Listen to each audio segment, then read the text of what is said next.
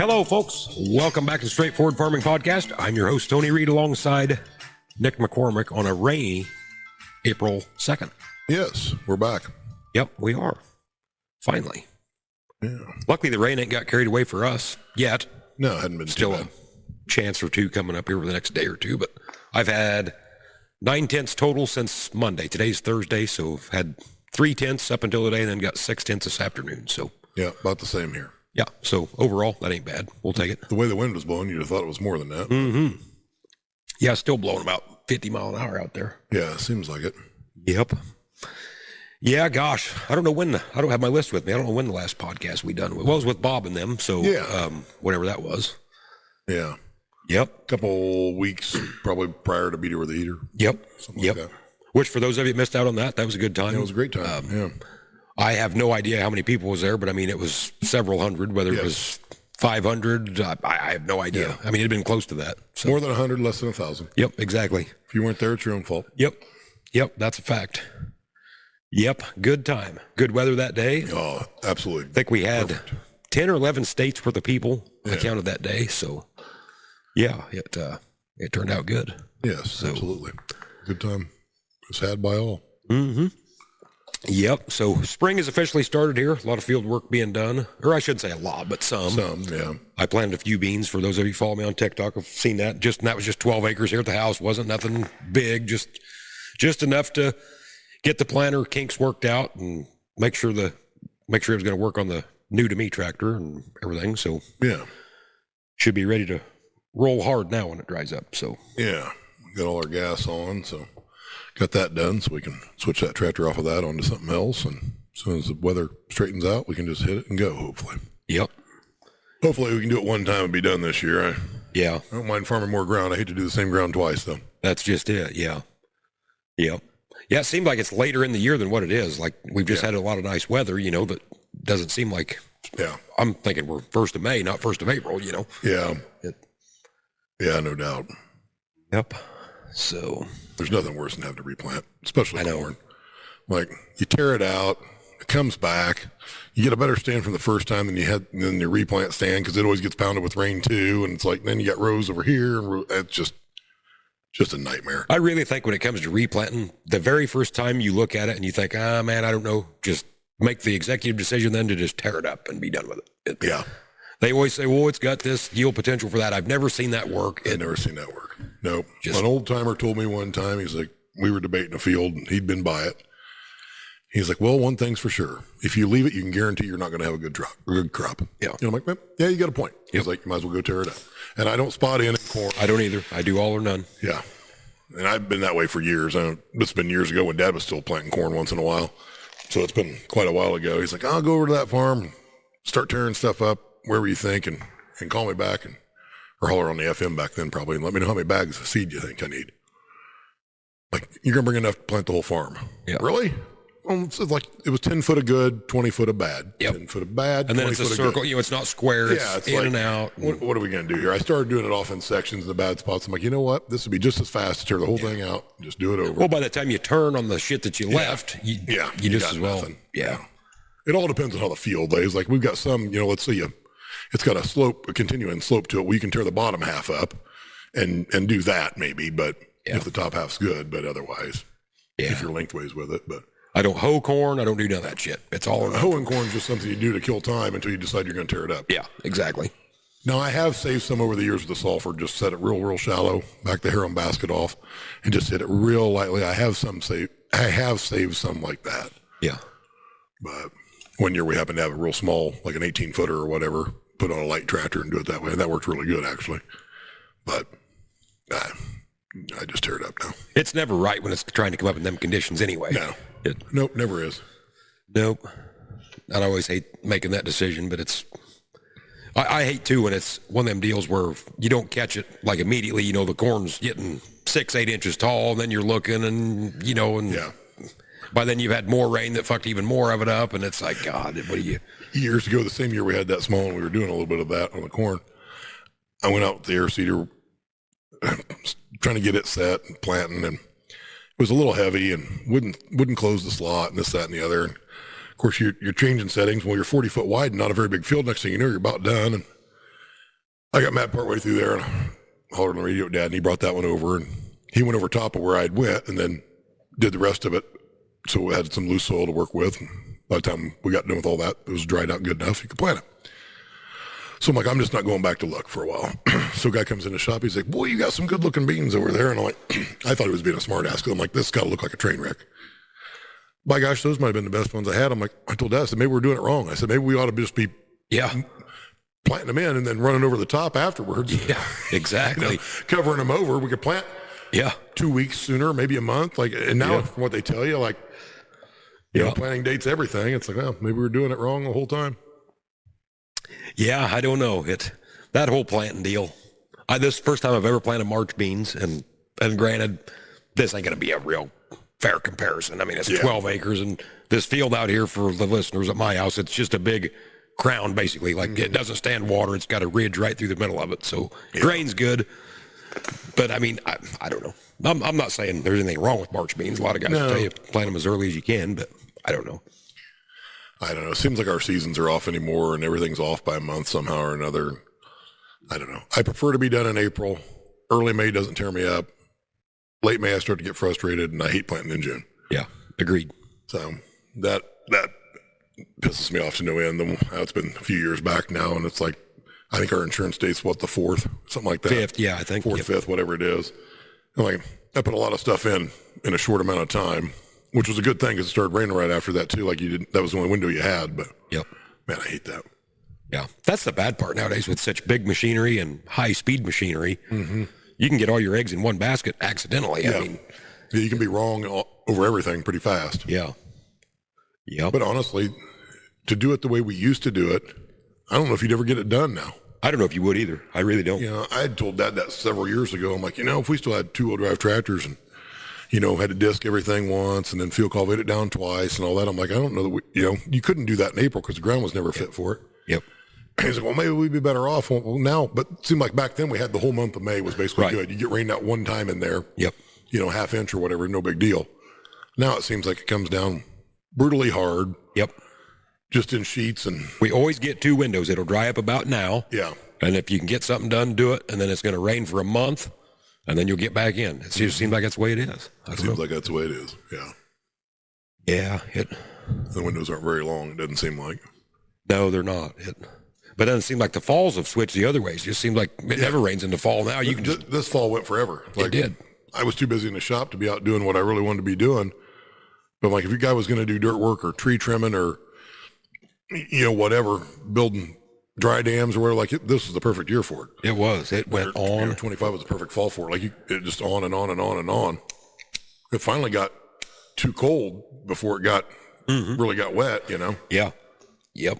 We're finally breaking the drought. We've been in a pretty good drought here since early last summer. And I think they said we're still 6 inches below here. Now that wasn't counting this rain that's coming through now, but I mean, we're at least getting back. Yeah, getting caught up. And I guess, I don't know what the drought calendar is. Like, do we start over January 1? Do we, is it year? I don't know. I don't know how that works. Is so it end of June to the 1st of July of the next year? Right. I mean, technically everybody around here is in a drought or severe drought or extreme drought, whatever, but it's mud everywhere. So it's like, well, that doesn't make sense, but it's going off the amount of rainfall. Yeah. But it's dry, you get very deep. Agreed. It gets dry fast. Yeah. I don't know. You get out there that first little bit and it's like, oh, I could do all this on this farm. I could do all this on this farm, but now it's time to go, Yep.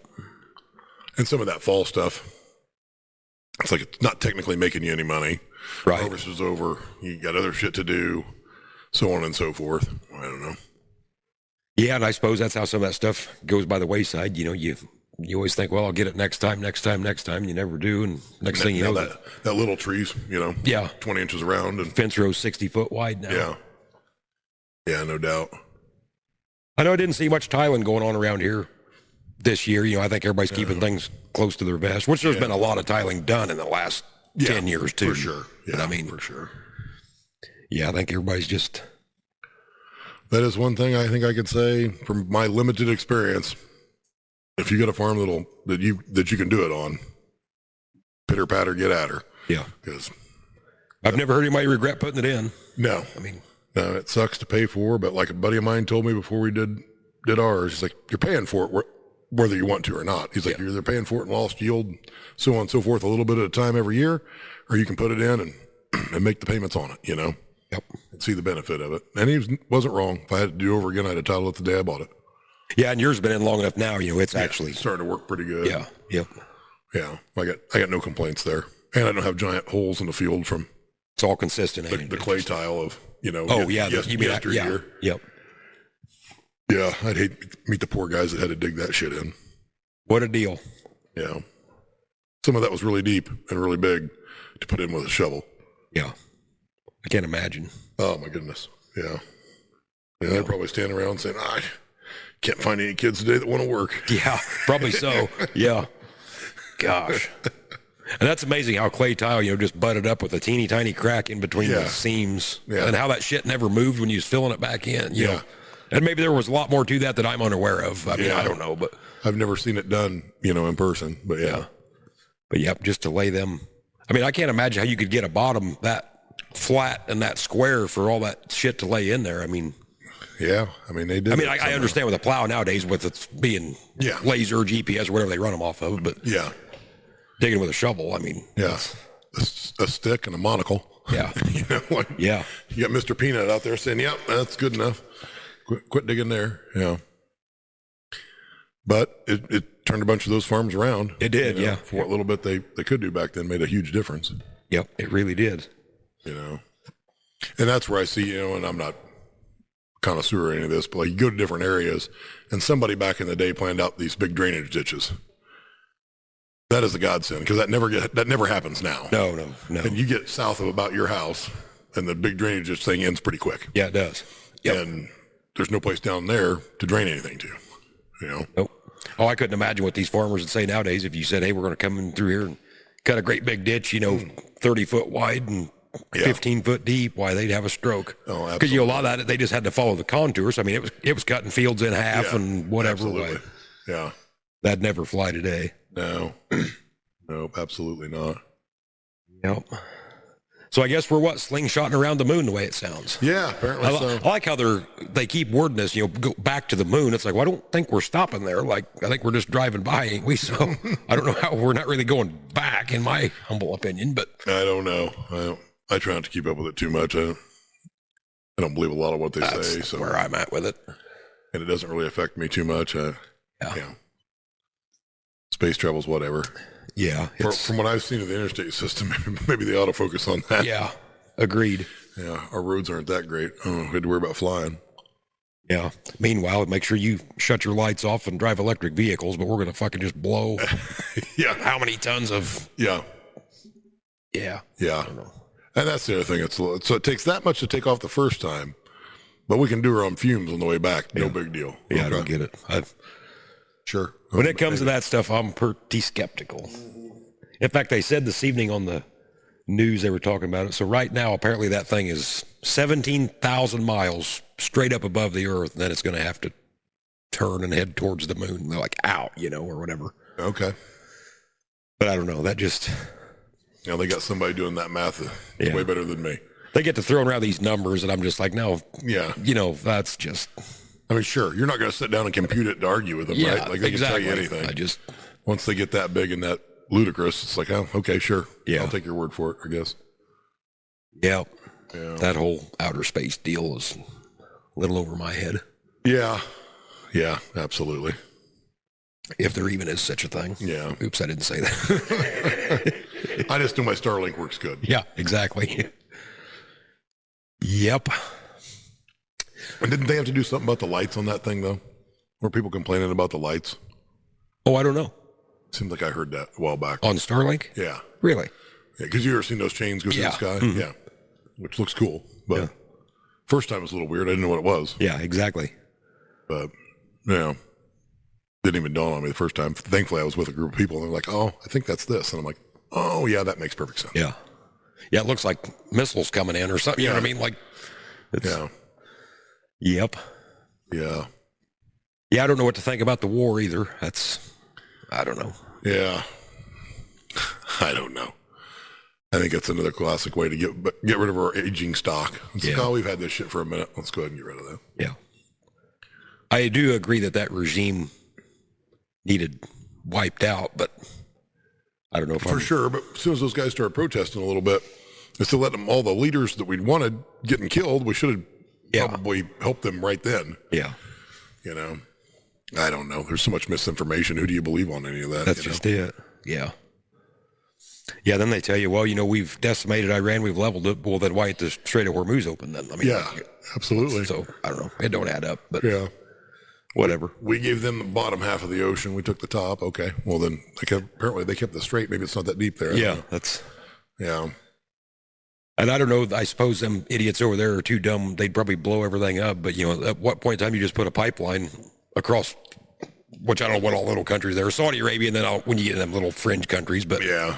and just do away with the strait. I mean, I don't know. I've said that forever. The day we landed in Iraq, actually the first Gulf War, I'd have built a pipeline to the beach.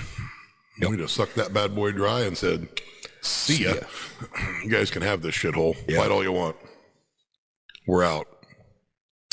Yeah, I don't know what to think on that shit. Yeah. I don't know.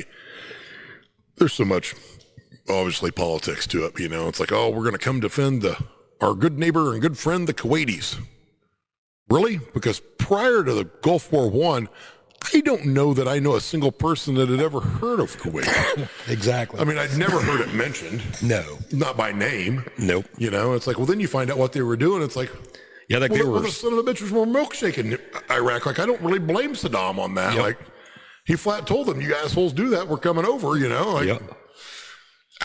they only got one little sliver of that oil field, and they Yeah. drilled it at an angle Yep. 100 miles in on them. It's like, I don't know. Yep. I kind of think maybe he was in the right on that a little bit. Now probably taking over the whole country, but I don't know. I'd probably done a similar thing if I was.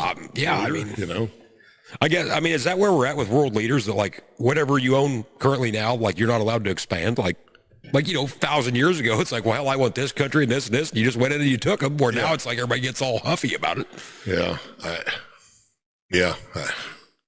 think we can thank Britain for screwing a bunch of that up. Yeah. Because they owned half the world or more at one time and couldn't manage to control any of it, other than their one small little island in the end. Yeah.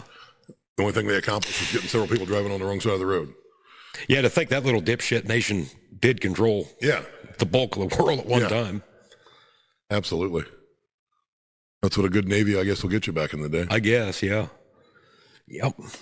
The old redcoats. Fucking Americans cheating, fucking Yeah. wearing camo, hiding in the Yeah. brush. Get out here and fight like a man. Yeah, you sick bastards. We're going to beat our drum and sound our horn and wear red. Yeah.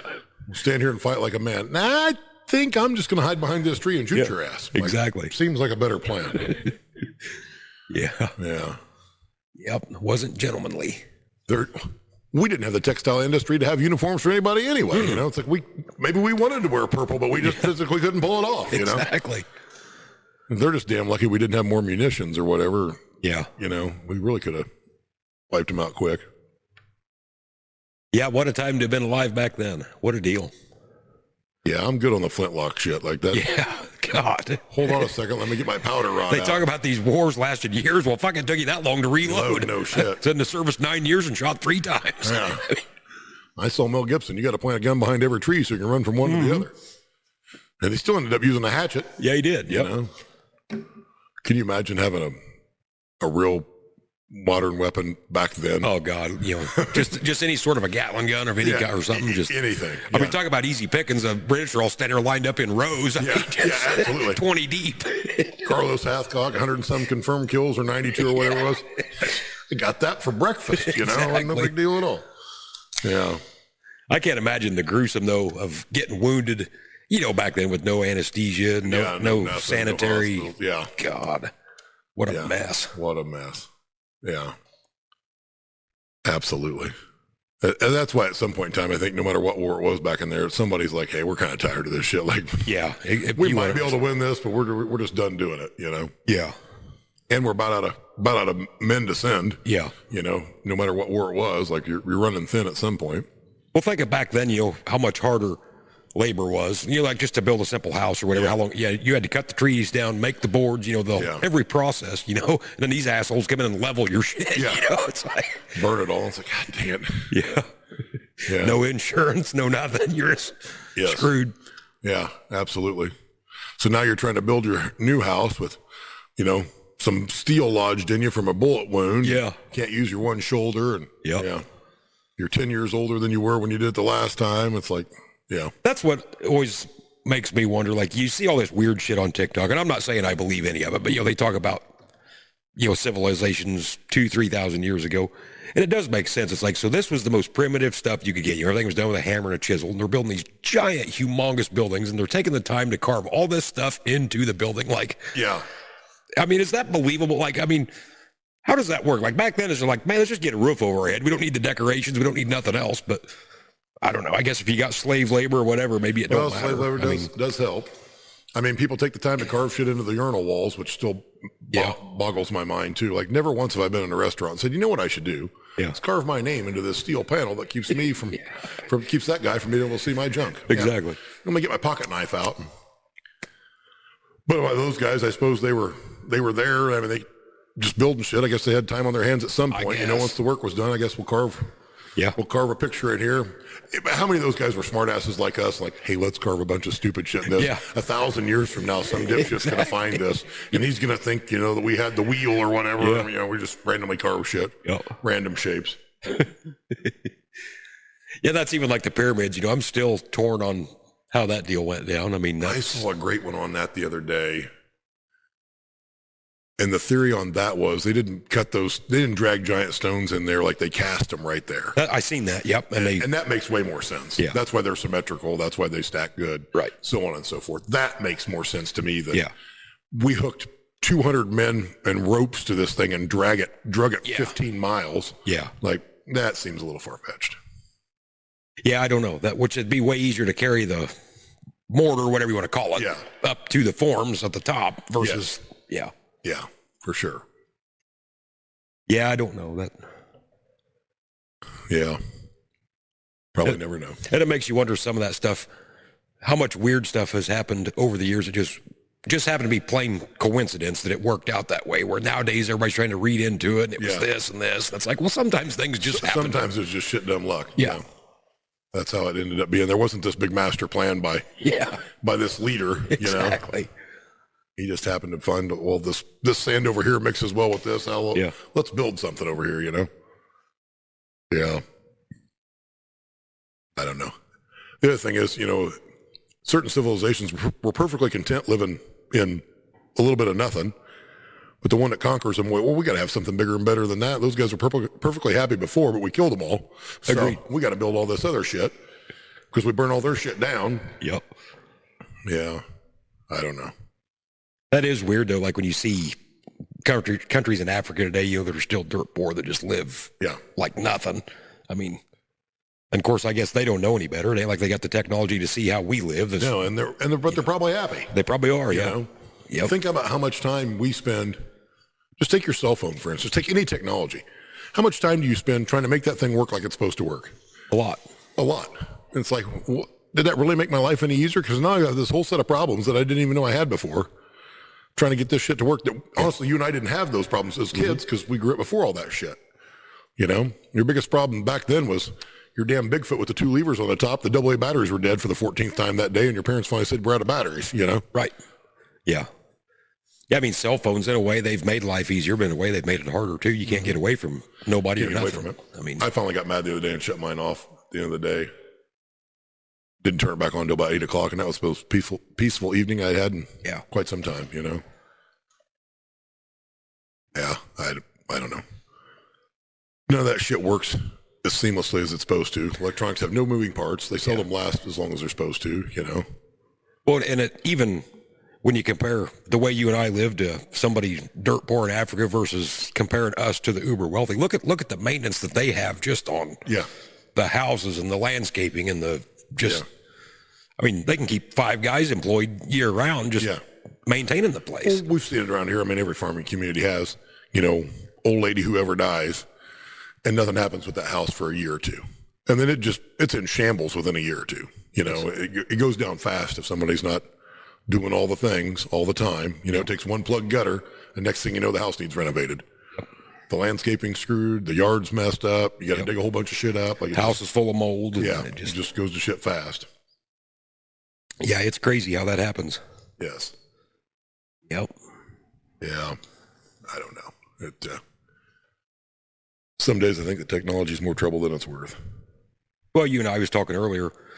Take Kinsey Planners, for example. I'm not knocking Kinsey. That's a fine American company. I have nothing against Kinsey. And a lot of people, the argument that I personally hear is they're so simple. They're so simple. Yeah. And I'm not speaking for the brand new stuff, but guys around here that's bought one that's 10 years old or whatever. 3600 or whatever, yeah. And they're right. They are simple, but then they put all this fancy shit on them and complicate them. Precision shit on it or whatever. And then it's like, well, this doesn't work. And I'm like, you bought it because it was simple. Now you've made it complicated. Now you're mad about it. You know, it's like, I don't know.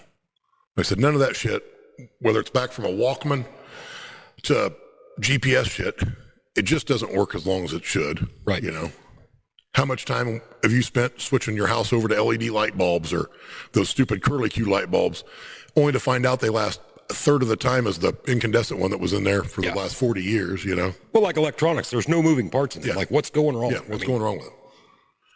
That is frustrating. Super frustrating.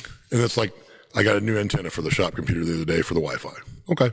Well, you got to install a driver and this, that, and the other. It's 2026. That shouldn't be a thing anymore. Yeah. I should just plug it in and it should work. Doesn't seem that complicated, and I will give Apple credit for that. Like, you don't have to do that shit on theirs. Now, it doesn't cooperate with anything else other than Apple shit, but their shit just works on that. You hit on and the screen just comes on. Like, it doesn't take 45 minutes to boot up and all this other dumb shit. And then the stupid virus software. Could we just sell a guy virus software? It's lifetime virus software. Yeah. Doesn't pop up every 2 seconds saying you need to renew it, you need to do this, you need to do that. It just works. Yep. You know, as soon as you renew it and get it, it updates something, well, then your computer just doesn't work at all. Well, that's great. That's just Jim Dandy. Yeah. And why don't we find the guys doing the viruses and drag them out in the street and quarter them? Agreed. And then maybe they won't build viruses anymore. Because I think the people building the virus software build the viruses. Yeah. So you got to buy their software. Funny how that works, yeah. Yep. Create the problem and the solution. Mm-hmm. Yep. All in one. But yeah, all this GPS shit on this tractors, like my stuff works fine for the most part. I mean, don't have a ton of trouble, but when it does, that's the day that it pisses you off. It's like I should have just fucking been like it was 50 years ago and just drive this son of a bitch. Yeah. You know, like you take my big combine, it's basically a 2388 in a cute dress. But if you kill it, you're going to get the laptop out. Guarantee you. 9 times out of 10. It's going to say the engine data set registry, some bullshit, and you're going to have to go in. It's literally, once you get the software all booted up, it's like 2 clicks, and then you're good to go again. But if you don't have the laptop, you're down for 3 days over something that really shouldn't even happen. Like, just give me a P pump and a throttle cable. Yeah. Wow, so frustrating. It is. I just want to turn the key and it starts. Yeah, I think there's a lot of people getting to that point anymore. They've took it too far. I mean, just stop with the technology. Well, for one, how about we never derate something? I have never needed something derated. You can tell me something's wrong and then I need to fix it and it's emergency with a big red flashing light, but I don't need it to derate. Yeah. Ever. Under any circumstance. If I want to burn that son of a bitch to the ground, let me burn it to the ground. If it's going to implode because this condition's off. And the other thing is, what irks me about engine monitoring is, okay, this thing's monitoring all this stuff and it knows all this stuff to make it work correctly, right? Something goes bad. Oh, it has no idea. The diagnostics are like 45 years removed behind the software that controls it. Now, this thing monitors, it should know exactly what's wrong with itself. It should tell you that. Nope. It might be this, might be that. Okay. Whatever. I've said for years, don't give me any of that shit. Just tie it to the air conditioner and the radio. You got low coolant, the air conditioner quits, the radio shuts off. Guarantee somebody stops and puts antifreeze in it then. Oh, yeah. I don't need it to derate so I get killed in the middle of the road. I just need to know, hey, I'm going to get hot. If I'm hot, the tractor must be hot. I'll put some coolant in it, you know? Agreed. Yeah. And it seems like all this newer shit is always low on coolant. Where does it go? What are we doing with it? It doesn't have any leaks. It's not burning it. But magically, every spring, every fall, 10 guys I talked to, their shit's low on coolant. They didn't know. They get about half mile from the house. They let it run for 2 hours in the driveway, and it was fine. Yep. As soon as they take off down the road, now they're sitting along the road. Yeah. Doesn't make sense to me. No, it's out of control. Seems like it could be easier. Yep. Yeah, I don't get it. You know, they always give you these alarms that, oh, you got to shut this thing down immediately, but we're not going to give you, we're going to derate it so you can't get anywhere to shut it down. It's going to be in the most unhandy spot you could imagine. Absolutely. Yeah. Your old 78 gets low on coolant. Guess what happens? The heat gauge goes over. You're like, oh, this thing's running kind of warm. Yeah. I better check the coolant. No alarm, no bullshit. Doesn't derate it. If you want to run it wide open to your next location where you can pull off, you can. Now, it might be junk when you get there. Right. But then the problem's pretty easy to find. Oh, shit, I got this thing hot. Now I need cylinder heads or whatever. Okay. Noted. Won't do that again. Yep. Instead, you get killed in the middle of the road because this thing just stopped. Well, all it needed was a gallon of water, but instead I got mowed down by a semi because, well, I couldn't go anywhere. Yeah. Super handy. Yeah. It's unreal. Do you think they do that on trains? I don't know. I mean, obviously on planes, I don't think they derate. I don't think. I hope not. I hope not. Yeah. No. I think they just push through and let you know that, hey, when you land, you're going to have somebody look at that. Yeah. Assuming you get the opportunity to land. Right. You're going to have that looked at. I don't know in the locomotive industry, you know, how computerized and I have no idea. shit that To has. see them go by, they look like they were all built when I was a kid. Yeah. But I'm sure they're newer than that at some level. But Which they never had emissions or anything, right? Because wasn't that the whole big deal when they I think, yeah. come out with these new big tractors and took the DEF off of them? That's locomotive class or whatever they call Yeah. it. It's enough horsepower that it's past that, which, how did it take 30 some years to realize that? Yeah. Like day 2, aren't you flipping through the book and be like, oh shit, 700 horses. Here's a loophole. Is the minimum? Call Cummins up. Tell me what some more KTA 1150s made, and we need them to be 750 because we were 525 Yeah. in the 80s, and then we went down for some reason, and then put a bunch of emission shit on it. Like, how about we just go big and we get around that? And who's monitoring that? If Deere wants to re-release your 8200 tomorrow with no emissions, can they just claim it's 700 horse? Yeah, I don't know. I mean, is the U.S. government bringing all these in and dynoing them? Like, oh, nope, this one's only $699. Going to need some emissions on that. Like, Yeah, good point. because they underrated cars for years. I mean, that's how they got around a bunch of insurance shit in the muscle car era, so on and so forth. Like, who's regulating that?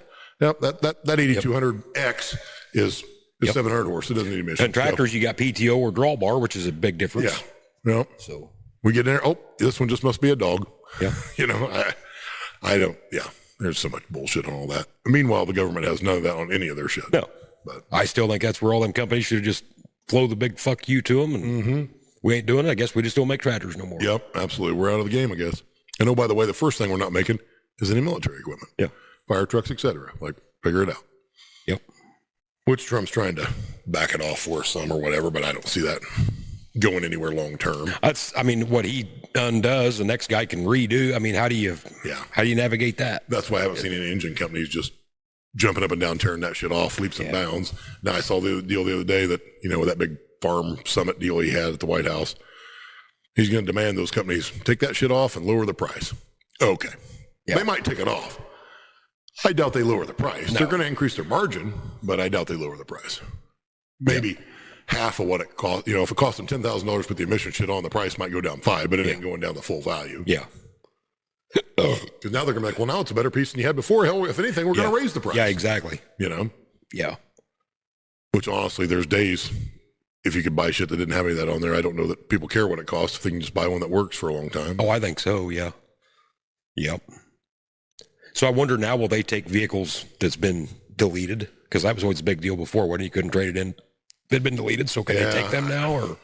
I have no idea how any of that works. And there again, you hear all this rhetoric, but I haven't seen any manufacturers do anything about it or any, Or any legislation signed or, or anything actually on the backside of it. So who knows? Yeah. It's all for show for the most part, probably. Yeah. A lot of talk. Yep. Yeah. It sounds good. Probably won't ever come to anything. That's the bad part when it comes to if you get a politician who does care, and I'm not touting Donald Trump because I've swore off politics. I don't give a shit about any of it. But I mean, they're not in there long enough to make changes. The government moves so slow. Now, I guess that's good if you get a dipshit like we had prior to Trump. You know, you can't get him out of there fast enough. But if you get somebody in there that's actually decent, well, in 4 years he's gone. The wheels move pretty slow. Yeah, you just can't get nothing done. It seems like bad regulation goes really fast. Absolutely. Good regulation, is slow. And at what point in time do they have to be held accountable for their stupid decisions? Yeah. Let's just say, for instance, that I'm mailing the government a check and the post office loses it. And then the government says, hey, we've never got your money. I mailed it. Well, you're going to have to do it again. No. Why don't you call your sister organization? You have them track it down. I did my part. Mm-hmm. You guys lost it. As far as I'm concerned, you're all one big entity. So Yeah. you call the postmaster and figure out where it went. I don't see why I'm doing your job. I'm already paying you to do your job. Yeah. Why do I have to do your job for you? Yep. Like, seems like you guys ought to track it down yourself. It's no different than if you sue the government. You're paying for your lawyer plus their lawyer. I mean, Absolutely. Yeah. Yeah. It, at some point in time, 300 million people are going to have to realize that we have more power than 535. You know, everybody's too stuck on left versus right, and they just too dumb to stand up on. I mean, you think back to slavery. I always thought that several times. There's 200 of you. Like, a couple of you might go down your way to the guy with the whip, but it seems like you could take him in a rush. You know, sure seemed like it. Seems like maybe that would be an easier deal. But we're just as bad. We're You know, we're not doing anything about it either. You know, you're gonna take these 5 cops' decisions on how they think this ought to go. You know. Yep. Yeah, in a way, it ain't much different than slavery now, except we ain't got somebody standing there beating us with a whip. But I mean, Yeah. all the money you make's going right to the king. I Right mean, you're to not the king. keeping much of it. No. You know, to think it all started over a little bit of T-tax and to get where it's at now. And nobody seems to care. They just keep raising it and raising it and raising it. Yep, and keep voting herself. You know, hey, we need to raise money for the school. And as soon as you mention school, the people just line up to take the tax increase. Well, I've told you before, Tony, there's one thing I know about education. And that is there's absolutely no way you can educate a kid in an old building. Yeah, Can't be done. That's what they tell us. Can't pull it off. It's got to be pretty new. It's got to be pretty renovated. You know, it's got to be pretty uptown, or you just can't. There's no way you can teach them. Yep. Yeah, I didn't realize math had changed that much, but apparently it has. Yeah, I think it has. Unreal. Yeah, like I said, we're to the point that it's going to have to make a big swing back the other way sometime. I don't know. I was just talking to a buddy of mine about that. Not that in general, but, you know, back to the COVID thing, which we beat that horse up quite a bit over the years. But, you know, if that happens again, I'm going to take the you must be vaxxed, you must wear a mask crowd's attitude if something like that happens again. I'm going to berate, belittle, just be an ass, so on and so forth from the get-go. Yeah. But only in my direction, not, you know, towards them. Like, Yeah. I'm not participating, and you're an asshole for participating. Because that's basically what they called me the whole time. Oh, it turns out you guys were right. We're not going to apologize to you or any of that. But, yeah, the whole economy would have collapsed if we'd have done everything that the government told us to do. Huh, damn the luck. Yeah. Nope, I'm going to be a complete ass and shove it right back after him. Hopefully nothing like that ever happens again, but you know there'll be a version of it again at some point. you know? For sure. What a time to be alive. The lack of common sense in that whole deal. Oh, it was just... And I don't know if I mentioned this before. I had somebody who's going to Buffalo Wild Wings, and we usually go in from the patio. I wasn't with them that day, but they went in from the patio and sat at the first table by the patio door. The waitress comes over and says, hey, you have to wear a mask to your table. Once you sit down, then you can take your mask off. I'm like, okay, next time we will. And they're like, no, you have to go back outside, put your mask on, come back in, sit down, then you can take it off. They were already seated at this point at the table she said they could sit at. They just got up and left. It's like, you have to apply a little logic to the situation, you know? Yep. But apparently we couldn't pull off this equipment. So Nope, that was true to the lemmings walking right off the cliff, whatever somebody said. absolutely. Made 0 sense, but that's what they said, so that's what we got to do. Yeah. We got kids out there playing sports with a mask around their chin. Yeah. You know, but as long as they've got it around their ears and below their chin, that's good enough, really. Okay. Yeah. Yeah. And meanwhile, Gavin Newsom, J.B. Pritzker, everybody else, they're flying all over the country and going here and going there. And yep. Yeah.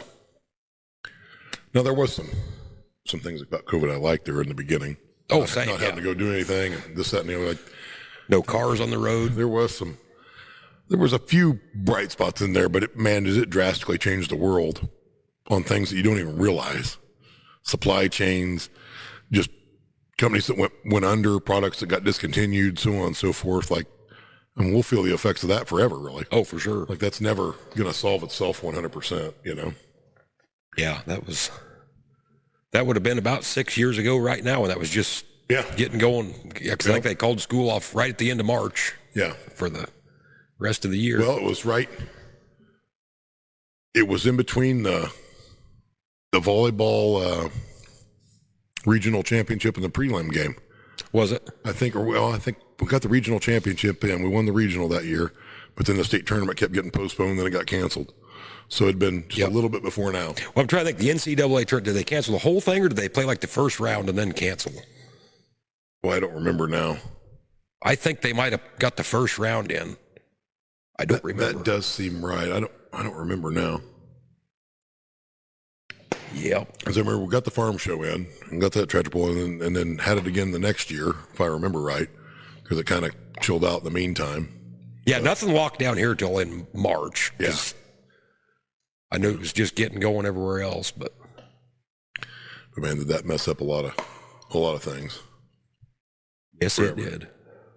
And we didn't really see the full effect locally No. because we basically flattened the curve in 6 days and said, fuck it. It's good enough. We're gonna go broke if we try to flatten it any longer. To heck Yeah. with it, you know. Bars, restaurants, hell, it was all open. Yeah, you don't like it, that's fine. Don't come. Yep. You know, the rest of us are gonna live on. You know, my biggest pet peeve during that time was probably church stuff. Like I'm not willing to cancel church over that. If you're scared, stay home. Like the last place I think I'm gonna get something that kills me is church. Yeah. And if it does, I'm okay with that. I'm at church. Can't think of a better way to go. Yep. Like if you're that scared of it, I don't know that you're getting the full deal here, you know? And just the stupid shit. Oh, we're going to wipe this down with a dry rag. We're going to just the ridiculousness, all that. So dumb. Go to a drive-through, you had to do everything through a box, you know, that everybody else was finger banging the whole time, you know. Makes no sense. Plexiglass. Yeah. That whole deal was probably done by a big plexiglass Oh, conglomerate. I'm sure, yeah. Yeah. 3M and plexiglass. Well, let's face it, once they took smoking out of restaurants, those guys had a shitload of plexiglass left over there. That's like, right. Hey, we got to find a way to sell this shit. Yeah. Hey, let's make this deal up. Yep. Oh, God. I told a guy yesterday at lunch, the hostess said, I don't know where she'd went. With some people coming to the restaurant, and I almost went to the front and been like smoking or non. Yeah. No shit. Because it was a whole young, generation. It was a young enough group of people, like they would have no clue what I'm talking about. Yeah. So the only person laughing about it would have been me and my dipshit buddies, but it'd have been funny. You know? Yeah. Yeah. If you sit on this side of the McDonald's, you'll never know. It's fine. That side has ashtrays made out of foil Yeah. that also fly across the room very well. Yeah. Little Frisbees. Yeah, back in the day, you could smoke anywhere. You could smoke in Walmart, the mall. I mean, you could anywhere. Nobody cared. Yeah. And that was my one thing, whether you smoke or not, like when they mandated private businesses did not allow it. Then it's like, oh shit, they can do that. Yeah. You know, oh, you can't smoke in this bar anymore. Well, I own the bar. Why can't I let them do it? You know, not me personally, but as a bar owner, let's say. Well, what's to say they don't come out and say you can't drink? Yeah. Then what am I doing in my bar? Like, Right. you know? Yeah. Because now you can't play cards in a bar. Yep. You can't smoke in a bar. It's just a matter of time before you can't drink in the damn thing, you know? What I've always said, let's take it the other way. Let's mandate you have to smoke in here. Yeah. I mean, are people okay with that? I mean, it just, they never look at both sides. It's always. I never understood the people. Well, It's I like the always. seatbelt thing. Oh, you have to wear your seatbelt. Why? It's my car. Exactly. I get having to strap kids in this, that, and they don't have the choice, or don't know any better, whatever. But if I don't want to wear mine, I don't see where that's a concern of the government. But I always got tired of that deal, though, with the no smoking at the bars, all these other people. You know, well, I'm glad you and I don't come home smelling like smoke. Well, guess what people do at bars? They smoke and they drink. Yeah. So if you don't like it, don't go. yeah, exactly. Yeah, it never stopped a single person from going prior to that. Exactly. You know, And I still say it comes back to a guy over east of here, after they passed that, was standing outside smoking, and a car ran off the highway and hit and killed him. So, I mean, can you sue now? Because I would have never been out there if I could have smoked in the bar. absolutely. Yeah, absolutely. Yeah. I don't know. Freedom keeps getting chipped away at. It does. And when it's gone, you don't get it back. No, you don't never ask get me it why, because I don't know why you can't stroke the pen one way or the other. But once it's gone, you never get it back. It's like rolling back a government program. You can never eliminate one. You can roll them back a little bit, but you can never stop them. Anyway, enough about that dumb shit. So, seen the Matt's show looked like it was a success. I was actually wanting to go down there, surprise Charlie, and then we had volleyball tournaments and everything imaginable Like the going on. busiest weekend ever. Yeah. No, that is a cool show. I would like to get down there sometime. I've never been to it. Yeah, I've never been. like to go. And look like they had good weather for it. I didn't see any custom Volvos, so I was a little disappointed there. Yeah. I seen something on the internet that apparently one of them big companies had some fancy show truck, but they wrapped it. Which the way I understood it was they cleaned it all up and they wrapped it and took it down there and then peeled the wrap off of it. No kidding. And everybody was bitching about it and this and that. And I thought it was kind of a genius That seems like a smart play. thing, but I don't know what the wrap. I don't know if they just wrapped it in something plain or if they've done something cool, and I don't know. But they peeled it off when they got there. But I don't know. other than that, I don't really know what happened. I never seen before and after pictures of it. I saw one of those really nice rigs got in a wreck on the way home. Oh no shit! Yeah, it was an old cab over of some fashion. It was pretty sweet till it got into a fender bender with a car, which is too bad. I've never heard how many trucks or people go to that thing. I mean, I don't really know. Yeah, like I said, I've never been. I just seen the videos of it, so on and so forth. Yeah, it amazes me the detail that those guys go to. it is crazy. I mean, I appreciate all the bolt heads turned the same direction. Yeah. Valve stems all lined up, so on and so forth. Like, I don't know how they keep all the chicken lights working. Like that's a feat in and of itself. no doubt. Those guys, not too far from here, Nelson's had a truck. Absolutely gorgeous. Like, I'm not a Peterbilt guy per se, but I mean, I like the way they look. And that one is in my colors. It's got a little red on it. It's white and silver and red. Like, just a beautiful truck. But I'd seen the videos prior to Matt's, and it's just a bare frame, in a shop, and they're sanding it down. Like, putting that all back together is a task, and putting it together where literally every I is dotted and T is crossed to where it's just perfect. Full well knowing that they're going to go past the shop with that thing in 2 weeks. Yeah. Hauling stuff by is amazing to me a little bit, Yep. like, and their stuff always looks nice and so on and so forth, but just all those show truck stuff, like, there's just a lot of detail to all that just boggles the mind a little bit when you get down to it. Yeah, and I don't know how big the show inside is. Like when they have the Louisville Farm Show, they got semi stuff inside, but I don't know if it takes up half or... It takes up the north wing and the south wing, I think. Beyond that, I don't know, because I think the west wing had pulling tractors in it. Yeah. I don't know about the rest. Well, you and I watched the poll here in the shop on the live stream. Looked like there's a lot of people there. I mean, for being a truck show. And to think they had a concert in there the night before. Oh, yeah, that's right. Yeah, I seen them TikToks. The videos that there's chairs set up and so on and so forth. I'm told that there's rumors that next year the poll's going to be Thursday, Friday, and the concert's Saturday. Gotcha. But I don't know if that's true. That's what a buddy of mine was telling me today. Whether or not that's true, I don't know. But that would be probably better for everybody if it was. True. Yeah. The problem with bringing that track in that short a time is it's hard to get the moisture just right. It's hard to get the air out of it. The longer it can lay in there and you can work it down, the better off it is. Yeah, makes sense. It's no different than hauling a bunch of dirt into your yard. It's got to settle a little bit. So, yeah, that's a feat in and of itself, just putting the pole on, let alone everything else. I mean, the track at Louisville's always good, but got way better once they quit playing basketball in there. Because they used to have like a Tuesday game, and then they bring a track in Wednesday, so on and so forth. Well, since they don't play basketball in there anymore and don't have as many events in there, they can put it in a little earlier, and that seems to benefit it from my view. Yeah, seems to make a difference. Yeah. Yeah, I need to get down there one of these days. Yeah, it would be a cool show to go to. I guess what it looks like too, they parade them trucks around the fair, whatever that Circle of Champions. Yeah, whatever that is. Yeah, and I kind of gathered like that. You can just kind of do that whenever. Like that's just kind of open. And maybe I'm wrong on that. Maybe there's only certain times. Yeah, I don't know. I would assume I seen whatever. Yeah, I seen TikToks of just all hours of the day, guys taking off and running the loop. So they probably have to charge the batteries back up. Well, could be. Yeah, yeah, yeah.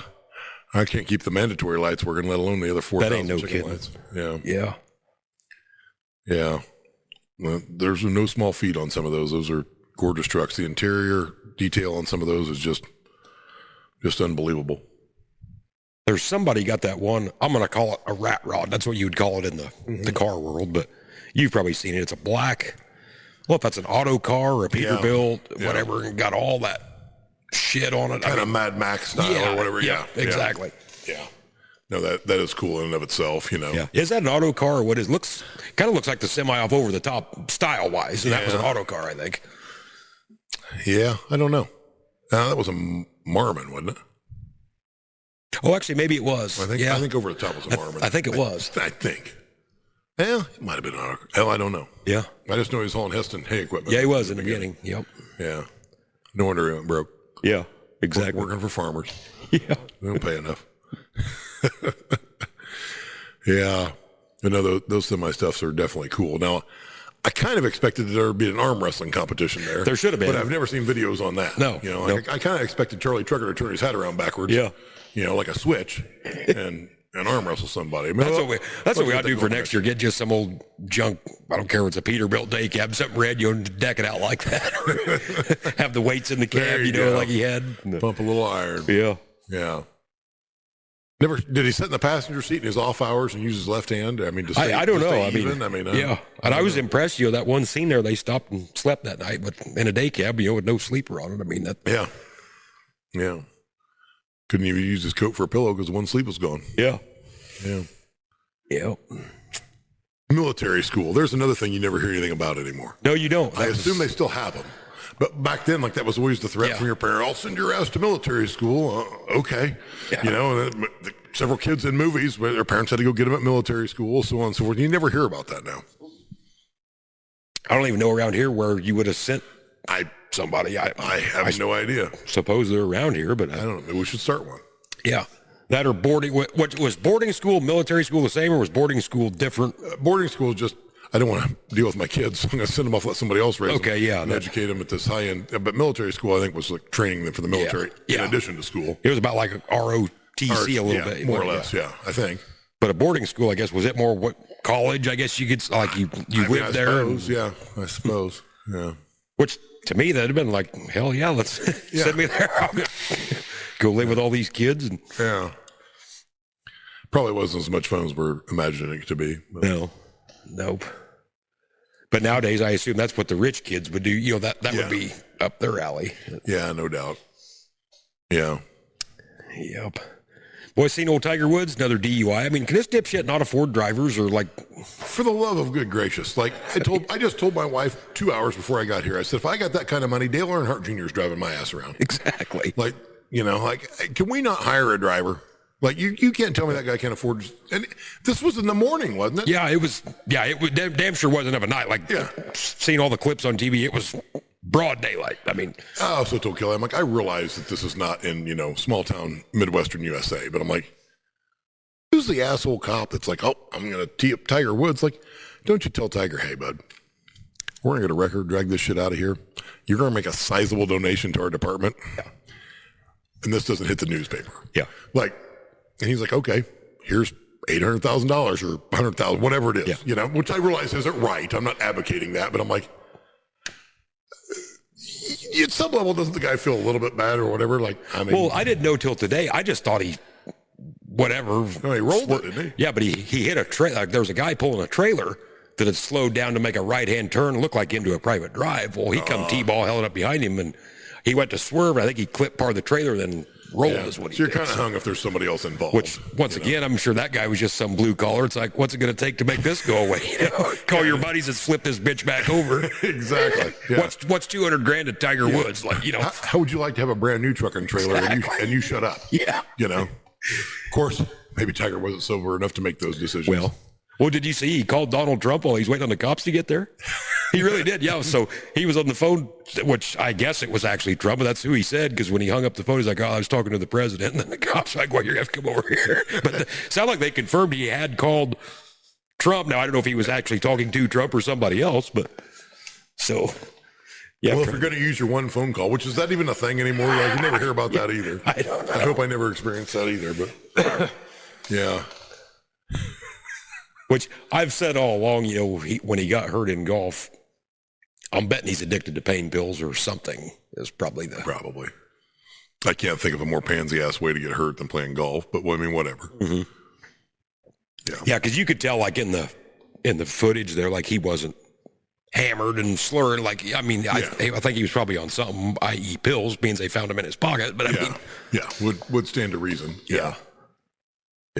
I would think he could hire a driver, but maybe not. Yeah, I don't get it. Yeah, I don't either. I did see a great T-shirt. I'm not going to order it, but it was Tiger Woods with a golf club that was the Nike emblem swung around over his shoulder, and it said just DUI it. Oh, jeez. And I'm like, nice. Somebody's going to make their yearly wage off of that stupid shit. Yeah. Yep. Somebody's coming out of winter. And it's not Tiger, but somebody's coming out of winter. Well, did he get arrested when him and his old lady got into it a couple years? Because was it her? She beat the shit out of his car with a golf club or something. I don't remember how the story went. Was that all at the same time, though? Did he get arrested on that deal, too? I don't remember. I don't know. I don't keep up with it enough anymore to know, Tony, but that sounds right. Yep. I mean, yeah, he's about one DUI away from having to have a driver, so you just won't have the driver. Yeah. Let's start ahead of it. Let's get the cart before the horse. Yeah. And have somebody drive the cart. Yeah. Yeah. Bad deal. Yeah. Happens to a lot of people, but I do feel bad for those guys for one aspect of everybody thinks they should be held to a higher standard. Yeah. Just because he's an athlete, and I'm not condoning drinking and driving or whatever he's on. Don't misunderstand me. But how many blue collar guys we know has had a DUI? I mean, it doesn't make the news. Yeah, I mean, because he's a celebrity and so on and so forth. But yeah, it's something else. It is. He does not take good photos in those situations. No, never. Like, I don't know what he's on, but he definitely looks like he's on something. Yeah. In those. Looks sloshed of some fashion. Yeah. Now, cops, I do think cops should be held to a higher standard. When you're the guy who's writing the DUI, then yeah, I suppose you should. Yeah. Yeah. Why is it if you have a CDL, even if you're in your personal vehicle, it's what, 0.04? Yeah. Well, shouldn't it be the same for cops? Yeah. Shouldn't it be zero tolerance for them? To me, it should be. They can carry a gun anytime. Mm-hmm. It should be lower. I'll have to bring that up in some legislation. Yeah. Yeah. Did you see in Illinois now they're trying to pass a thing? Back here, I've got it on my phone right here. When the temperature is above, did you see that today? Yeah, you can't work when it gets over 80. Yeah, yep. That's really going to narrow down the days you can work in Illinois. It's going to put it down to about 6. Yeah, so House Bill 3762 to limit working indoors when temps exceed 80 degrees Fahrenheit, 85 heat index, and outdoors when temps exceed 80 degrees Fahrenheit and heat index. That's kind of worded weird. But yeah, basically anything over 80 degrees sounds like you're going home. Yeah. That should be productive. Yeah. It should work out well.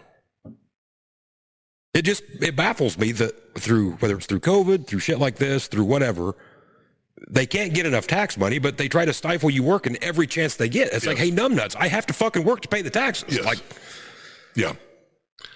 Yeah. Let's see where good old Illinois is trying to find some way to tax social media. Yeah. The amount of time you spend on social media. Yep. That'll be delightful. Yeah. Want to check Facebook Marketplace? We're going to need $5. Yeah. Makes perfect sense.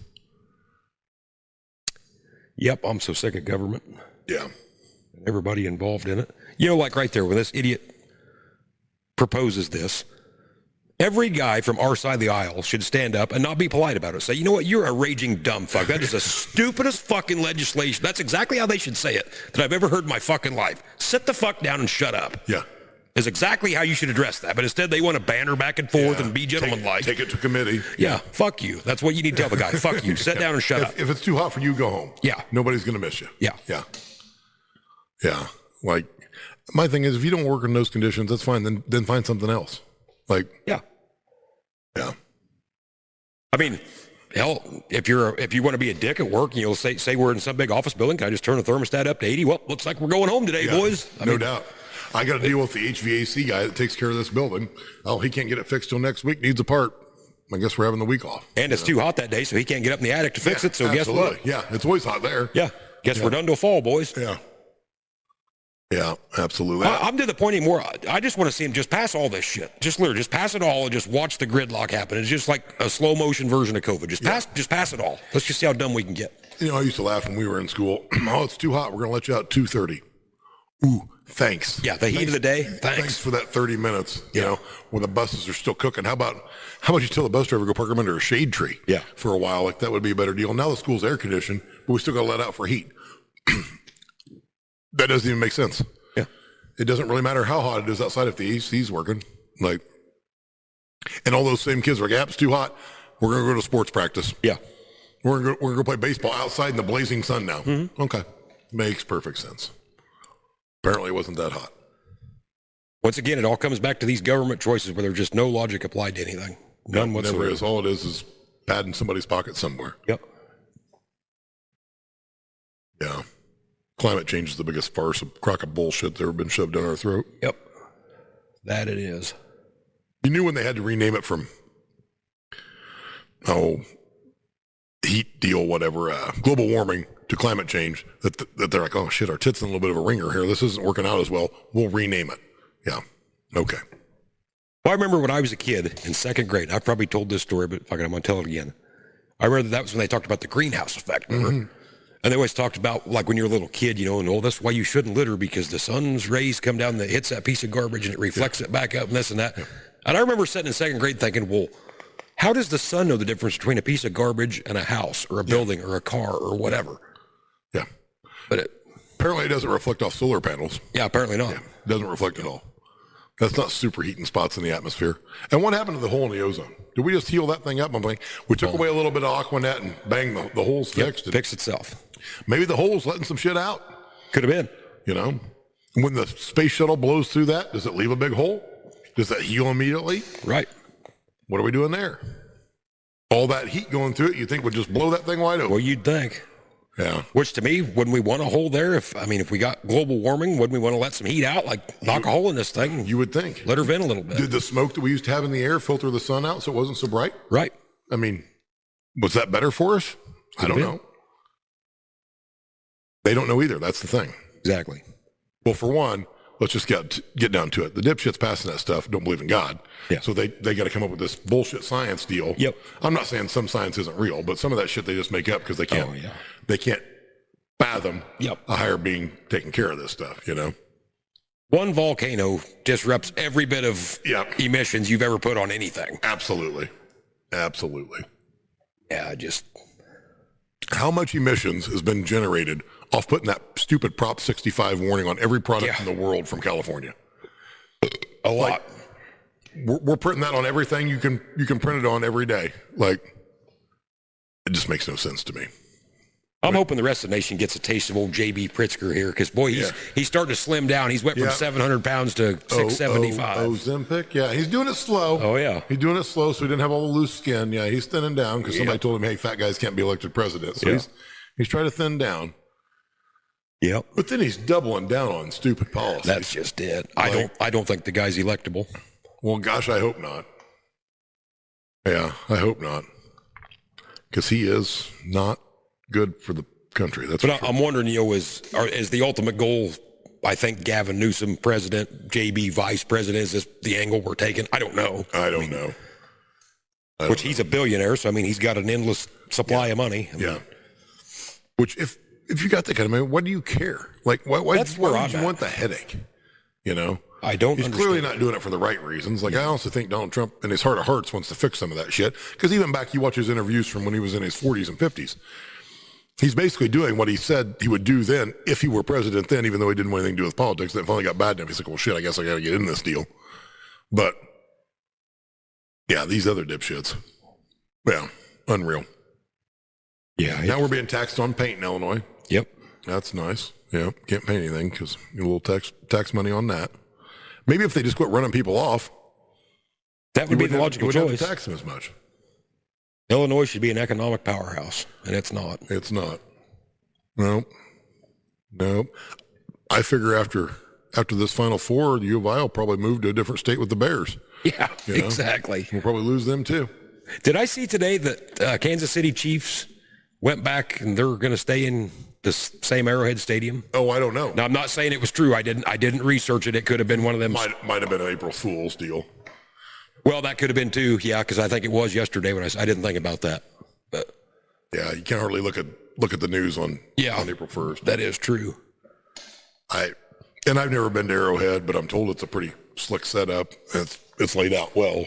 It's easy to get in and out of, so on and so forth. But I don't know. There again, I think some of that comes down to what makes it easier for the rich donors, Yeah. and to hell with the other 65,000 people that want to go to a game. Well, we've talked in the past. You dig deep enough, J.B. Prisker probably owns the ground in Indiana that the new stadium's going. You know what I mean? Yeah. It ain't going to affect him personally none. Absolutely. Or he's trying to buy all that shit at Arlington Yeah. before they pass something to put it there. Like, guarantee there's an angle there for him or some of his buddies. Or he's wanting where Soldier Field is now for, Yeah, or for something. there's an angle somewhere. guaranteed. I will promise. All you got to do is follow the money. Yep. Yeah. It always seems to come down to that. But that just appalls me, though, where greed gets you. You know, if you're J.B. Pritzker and you're already a billionaire, okay, so now you're doing some shady land deal, or and I'm not saying he is or isn't, but that's probably what's going on. But like how much is enough? Like, so the billion that you got ain't enough, so now you need 1.2 billion. I mean, Find a hobby. Yeah, I mean, what are we If doing? I got that kind of money, Politics is the last place I'm going to be. yeah, I'm gonna prop up some friends so that we can hang out and screw off all day long. Yeah. You know, clearly he's not into athletic stuff. No. So, but maybe he should take up golf. Maybe he should drive Tiger Woods around. Those two could play golf together, and the world will be a better place all the way around. Yeah. Yeah. I just don't understand it, why those guys want. It's a power thing, I suppose, at some level. Yeah, well, it's got to be. I mean, especially when you're literally spending millions of dollars to get a job that pays $175,000. You know, if you're just a congressman or whatever, you know. And we've talked about this before, but get these guys in Congress that are in there till they literally die. It's like, wouldn't you like to enjoy a couple years of something rather than somebody have to wheel you in drooling so you can vote yes or no on something you don't even know what it is, but the powers that be told you to vote whatever, so you do. Like, look at Mitch McConnell. The guy can't even carry on a conversation anymore. No, why would you want to be out in the public that way? Like, enjoy your golden years and go home. I mean, at that point, you've got enough money in life to whatever you want to take your grandkids and go do anywhere in the world, you could go do it. Yeah. But you're too busy fucking around with this Yeah, stuff. you're too busy screwing over the working man. Yeah. And the working man's always too busy to fight back. Mm-hmm. Yep. And then the other half are for the other side. You know what I mean? They're stuck in the left versus right. So it's never going to change. No. That's why I've swore it off and just don't pay no attention to it. And life's actually a lot better. No, I get that. I try not to watch too much of it anymore. The only snippets I get are through TikTok if it comes across my feed, and even a lot of that I don't watch. And then I always watch the local news just to know what's going on around you. And they always cover, little shit here and there. But other than that, I don't watch Fox News. I don't watch any of that I try shit. not to watch the news anymore. There's nothing. My parents would always be revved up about something on the news, and I'm like, just don't watch it. Yeah. My mom to this day will be revved up about the weather. I'm like, that's for the whole viewing area. Yeah. It's 300 miles from here. Like, calm down. Exactly. It's not. Yeah. If you want to know what the weather is going to be in your local spot, look at your phone for a second. Yep. Agreed. Whatever. Yeah. I just don't get too caught up anymore. I can't change any of it anyway. No. Nope. And it wouldn't matter if you did. Somebody'd unchange it 6 months later. So I got enough shit to be pissed off about without finding new and creative ways to get mad. yeah. Yeah. I don't think there's any good farm machinery coming out, is there? I mean, Deere released their dumb shit down in San Antonio, but I ain't seen any wild tillage tools or any. I think everybody's just Status quo. Yeah, everybody's keeping their cards close. And we've talked about this before, but like, we're kind of over the big major jumps. Yeah. Like, stuff's so advanced now, from your 8200 to a new one now, there's some creature comforts, some technology, a little more horsepower, but the lion's share of it's basically the same. And that goes across all manufacturers. Like, that stuff peaked a while back, and now we're just throwing shit on there for the sake of throwing it on there. I haven't seen anything too revolutionary. There's always some widget you can buy for a planter. That's probably the thing that. Talk about $1 billion industry. God damn. All those attachments cost a fortune. They ain't worth nothing if you go to buy a used planter. Like, now, this one's got them, that one doesn't. It's $3,000 higher. It's $40,000 worth of shit, but it doesn't really amount to much on the backside necessarily. Yep. Yeah, did you see that thing I shared on Facebook yesterday? And it was one study. It wasn't, don't take this as gospel, but Prairie Farmer had done a study in how basically automatic down pressure, they didn't see any benefits in springs like on this planter sitting here versus the new pneumatic shit or hydraulic or whatever. You know, we've tried about everything on that. I'm not saying that we personally have tried. I'm saying as an industry. And there, if you had nothing, okay, maybe. But what always cracks me up on some of that is these guys buy something that's pretty new or brand new, and then they take off the new shit to put that shit on. I'm like, you're going to trade it in a year or two anyway. There's no way that pays for itself. Yeah. You know? I've said it 100 times. I've seen it all over social media. You got these soil temperature deals on their plant. You know, I've never seen anybody stop planting because exactly. Too cold. Oh, look at this. Hey, we're planting today. Soil temp's 42 degrees. Well, apparently that option meant nothing. Yeah, I mean, exactly. Yeah. I don't know. You know, you mentioned the tillage thing, and there's all kinds of, you know, the cool trend now is high-speed discs. How fast can we disc? We're going to pretend it's not a disc, but it's really a disc. But we don't want to tell people that. But if we throw high speed in front of it, now it's cool. Yeah. To look at those tools, there's not that much there. I realize they weigh a lot and steel costs money. But to look at them, you're like, well, how does this cost that much and that didn't, you know? But if I can go fast and get it done quick, if I can screw it up fast, that's all I care about, you know? Yep. If it looks good on top and I can go fast doing it, how the hell with it? I'm going to roll with it, you know? I don't know. Yeah, they've turned everything into a giant fucking drag race is all it is now. And then as soon as shit gets tight and things go back the other way, somebody drags out a old field cultivator and they go back and forth and they plant their crop and it's just fine, just like it's always been. You know, I like vertical tillage as much as anybody, but that's a fast and loose term. Yeah. Like we didn't put any restrictions onto what's vertical and what's not. Yeah. So basically anything with a blade is now vertical. Okay. Even though we're angling them, curving them, this, that, and the other to throw it laterally, but it's still vertical because we say it's vertical. You know, I don't know. I don't know. I just told a buddy of mine today, I'm like, if I was a full-time farmer, I'd build my own tillage equipment. It's like people get it close, but they never take it all the way. It doesn't seem like, and you know, even the field cultivator thing, like,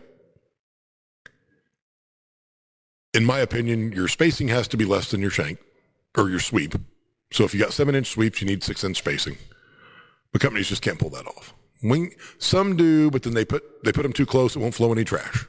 The next guy spreads his toolbar way out, but his spacing's not tight enough, so it leaves unworked dirt in between them. Like, we can never quite get there, although I think Landall now maybe has one that they've covered all the bases on. Do they? I think they took the sunflower deal and went from 10-inch sweeps to 7, I think, or 9s at the worst case, at least, and it's long front to back. So it flows some trash, but it covers the whole profile. Actually has a harrow on the back, or hurry for you pairheads. And with a rolling basket, which I'm still mesmerized. The areas of the world, I just talked to a buddy of mine this morning. He's like, man, I can't think of a single guy around here who's got a rolling basket. And I'm like, well, you wouldn't farm around here with that one. Like, I don't have one. I would never go back to rolling baskets. Really? Yep. 2 years in a row now, I've been running rolling baskets side by side with my 5-bar. You can't tell a nickel's worth of difference. Really? I mean, we've always had baskets. Yep. I guess when we bought that sunflower, it doesn't have a basket on it. And then I blame some of the way it worked on not having one. I bought one specifically without it, just so that it would level really good, because it's got a monster harrow on the back. Well, it turns out apparently all the springs were out on the shanks, which seems to be a common deal, because everyone I went and looked at in the last year was the same way. So we've all put springs on them now. But I don't know. That was always more of a northern thing. They didn't ever have baskets because their ground worked better. And down here, of course, it wasn't all that many years ago. Down here, you couldn't farm. If you had a white planter, you had to have cultimulcher. Oh, for sure. That was just a given. Yeah. All the white guys had cultimulchers, which never made sense to me. Why I would want to pack the ground down that tight and turn into bug dust, whatever. But yeah, because that they do. yes, yeah. They're great for certain things. Sure. If you're going to seed something down like grass seed in an area you shoved out some brush or something, and you run a construction disc through there and then got all the limbs out of it and so on and so forth, and now you've got giant clods and you need to beat them down like that. That's the tool for that. That will do that nice. But you don't see anybody run one really. No, I couldn't tell you last time I seen. But it wasn't, when we were kids, everybody had one. Oh yeah, big ones, 25 footers. Everybody but me and you. Yeah. Everybody else had one, but I don't know. It's hard to make something that fits every soil type and every condition, so on and so forth. But, now everything's got a fold lengthways, so it's narrow to go down the road. What difference does it make? Your four-wheel drive on front of it's 21 foot wide. Yeah. Who gives a shit if the tool's that wide going down the road? You're not. Yeah. You still got to get the tractor off the road for it. Mm-hmm. I don't know. It's funny how all that shit comes around and goes away and then comes back in some other form with a different name and whatnot. Yeah, it's all about speed nowadays. Mm-hmm. And like I said, our window is narrow anymore, it seems like. So it is. Yeah. I mean, I see and I'll be honest with you, I couldn't go back to slow speed tillage.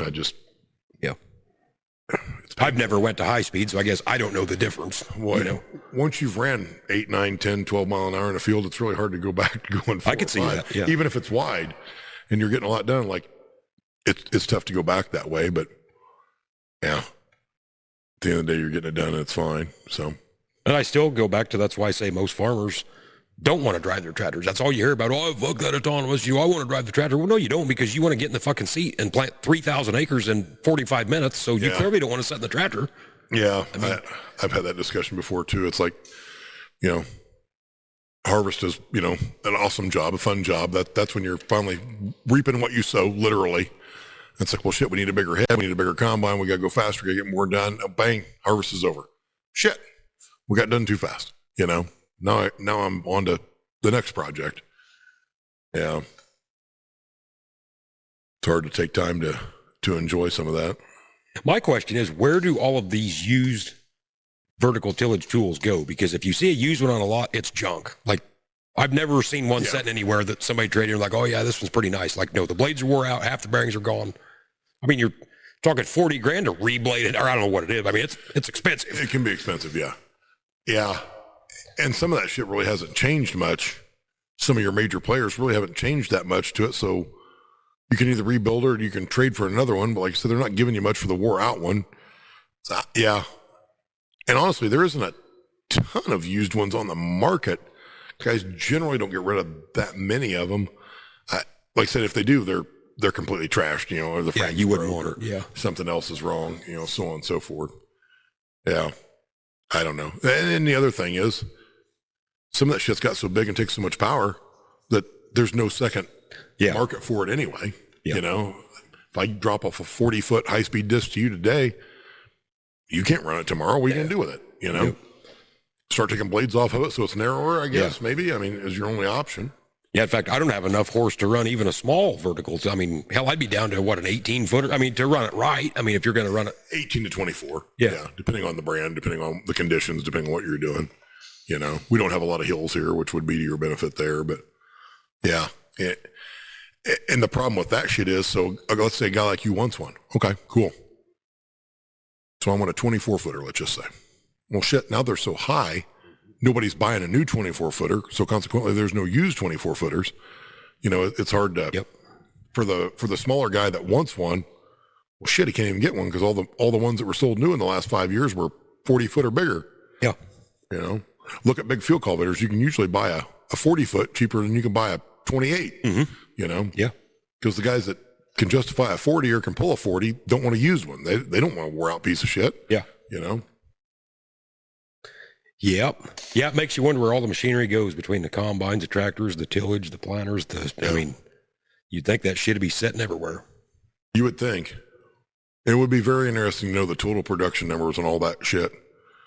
Especially regionally or whatever, because there's certain pockets of the world that seem like, those guys down south always tell you the same thing. God dang, we ain't got no money. We can't afford any of that new shit. We can't afford to put it in our sheds, and we got to buy 6 different harvesting equipment because we can plant all these crops. Meanwhile, 3/4 of the Magnums that ever got sold were south of here, apparently.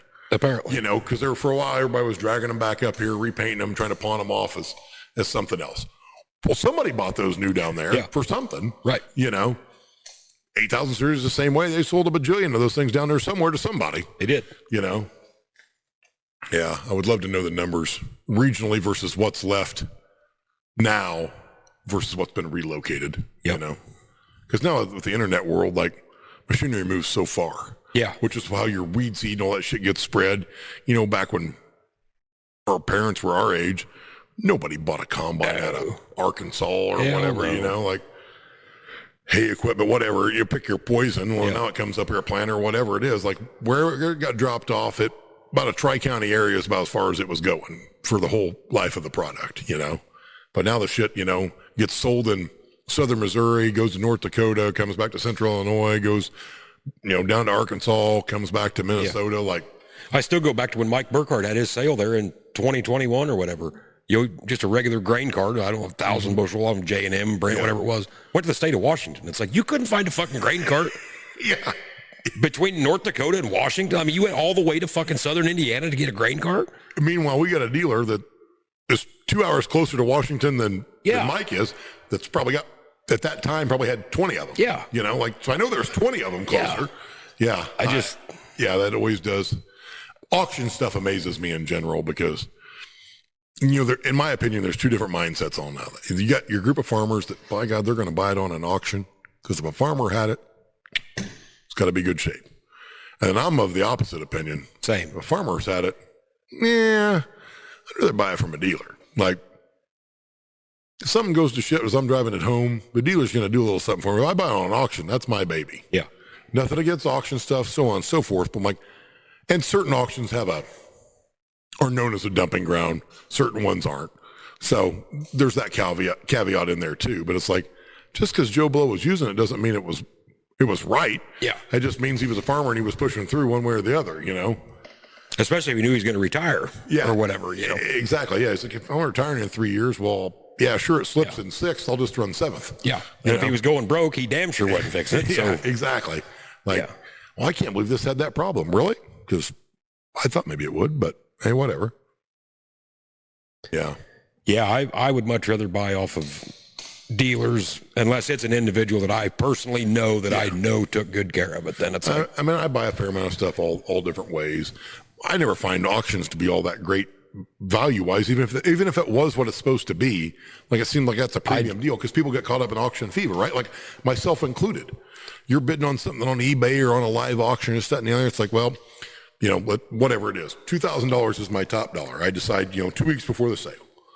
I'm bidding. Oh, shit, it's $2,100. Well, shit, what's $100? I don't want to lose. Yep. You know, if this guy thinks it's worth $2,100, hell, it's got to be. I'll bid it to 22. Well, shit, now it's up to 25. Well, shit, it's only $500. God, it's fairly close. Boy, I would. Yeah, to hell with it. And I don't want to lose. You know, then you get pissed. Fuck this guy. Let's see how high he'll go. Yeah, exactly. Now I'm just running his ass up. You know. Yeah. Meanwhile, the guys at the auction house are the ones running both of you up, probably. Yeah, agreed. When you get down to it, but I've never got a deal on an auction. I'm not saying I got screwed, but I either gave what it was worth or a hair more. I've never got a deal. yeah. And the other thing, and this, I don't know how often this happens, but you know, Dad used to go to a fair amount of those auctions and get stuff once in a while.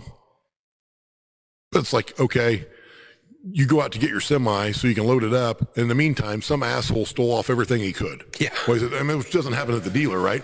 But you come back, it's missing the dipstick for the rear end. Somebody stole the fill cap off of it. They robbed the third link off of it, and they grabbed 2 suitcase weights.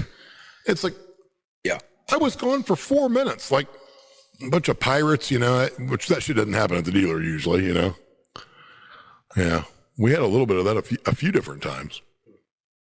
I always hated when Dad went to an auction because he would never take the semi. And then he'd call me, hey, bring the truck up here. You were going there to buy something. Why didn't you just drive the damn thing to begin with?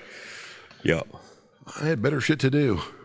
But if he took the semi, he never bought anything. Yep. The only time he bought it's when he was going to have a truck and trailer later. Yeah. Whatever. Yeah. That's what it is. I went to an auction with your dad and we bought a pulling tractor on accident. Yeah, no doubt. Yeah. And then we talked the guy into hauling it home for it. Yeah, that is right. Yeah. That's been a long time That ago. has been a long time ago. Color, my mom's super impressed on that one. Mm-hmm. Did you buy anything? Yeah, we got another pulling tractor. Say what? No, we're not going to keep it. Yeah, you damn right we're not keeping it. Yeah. And everybody's, well, I'm not giving you that for it. I know what you paid for it. No, you don't, because I didn't buy it, because it no sale on the auction. Oh, that is right. Yeah, we talked to the guy in the parking lot. Yeah. He had loaded it up. Yes, he was taking it home. That's and right, him, and him and Dad struck a deal, and everybody's like, well, it only brought, whatever it was Yeah. on the auction. But that's what you gave for it. I'm not giving you this. Dad's like, I didn't buy it on the auction. Yeah. He was taking it home. I forgot about that. He bid it, and they no-sailed it. And that guy, we parked 5 vehicles in front of him just along the road, and he had loaded up, and he caught your dad on the way by. Yeah. He said, my wife's going to kill me if I bring this thing back home. And I don't remember now what they worked out, but he said, hell, you got it loaded up. He said, just bring her on down. So, Yeah. Yeah. No, that's been a hot minute ago. oh, yeah, that's been at least 20 years ago. Yeah, for sure. It was a nice ride. I know the guy that bought it. That was a 1066, wasn't it? Yeah. Yeah. Yep. Yep. Yeah. I don't know if he still has a pulling tractor. I don't know if any of that is a part of it, or when he switched classes, if he built a whole new one. I'll have to ask him. I don't know. I was thinking that guy, too, was the same guy that had the pulling tractor. He was wanting to come down anyway because there was something to do on some tires. Your dad had one tire of something, like one that got ruined, and that guy had one. And they were That does sound. they were wanting to do a deal. They didn't care who bought the tires, but it's like we've each got one. One of us needs to buy one from the other. That does sound I right. ain't too sure didn't load a tire up when he unloaded the tractor. That does sound vaguely familiar. Yeah. But yeah, you're right. It did no sale. And Yeah. and your dad didn't even go to seek him out. Like we were just walking the truck, and he just happened to be there loading it up. And Yeah. he said, "Yeah, my wife's going to kill me." And Yeah. Yeah. No, I remember that. cold that day. I remember it's colder than hell. Yeah.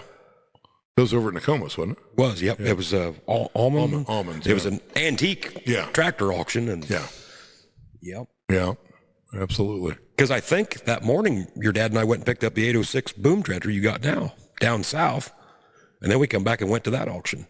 That might be. We went to the Case IH dealer down there and Yeah. picked it up. And, Which we weren't planning on making that the boom tractor. We had a gas 806 on the boom at the time. yep. He'd bought that diesel, and we had another 806 gas that he got somewhere, and there was a vegetable farmer or a pumpkin guy from Northern Illinois, and he wanted gases because he had all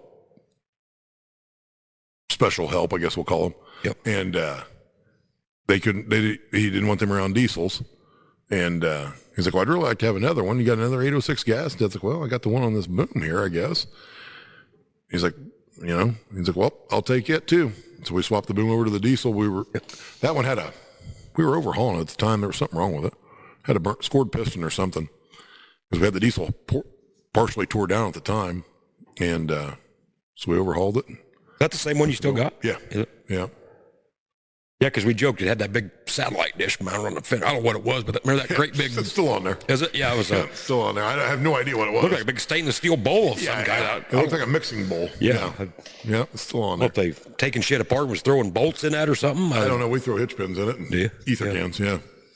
Yeah. But yeah, we went there that day and got that morning, early that morning. That was down at Flora at the Case IH dealership. Okay. Yeah. Yeah. Picked that up and then went up to that.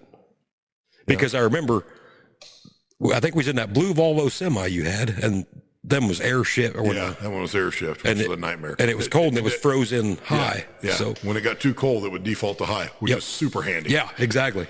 Yeah. I think by the time we got to Effingham, it was getting thawed out enough. Then you could go through all the. Yeah. That was awesome. I liked that truck. Other than that, it had an air clutch and an air shift. And when it got cold, you were screwed. The one year at Louisville, it was supposed to get super cold. We started the night before, let it run all night, hoping like hell that we could at least get to the interstate. Thankfully, from if you go out the one way, it's not very far to the interstate. But by the time I got to the interstate, all I had was high range. Jeez. Yeah, but it didn't matter because I was rolling. But yeah, same thing happened to me on the way to Fort Wayne that time. We pulled in for fuel. It was working. We pulled in for fuel because I only had one tank on it. We were going to let it run all weekend because it was badass cold at Fort Wayne at that pull that year. I pulled off. And it's like, oh, shit. Oh, we got high. Thankfully, it was on a slope, and I got rolling. Yep. Got into the Coliseum there or whatever and parked it, and we let it run all weekend, and we had low range when we went to leave. But, yeah, that was the main reason for getting rid of that thing. That was a terrible idea. That had that stupid air tag. Just buy a real twin screw and be done. Yeah. Which is what we finally did. But that's one of the few times when we bought that truck, like we hadn't had that thing. I don't know if we had it a week. We first got that. We cleaned it up because it was pretty dirty inside. We cleaned the shit out of it and we took it to Bowling Green.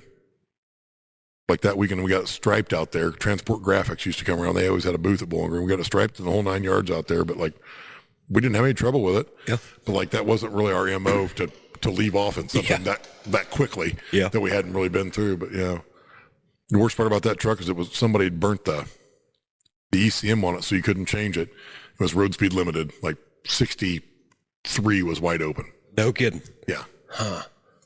So we bought a different ECM for it that would run 70, but it didn't have any power.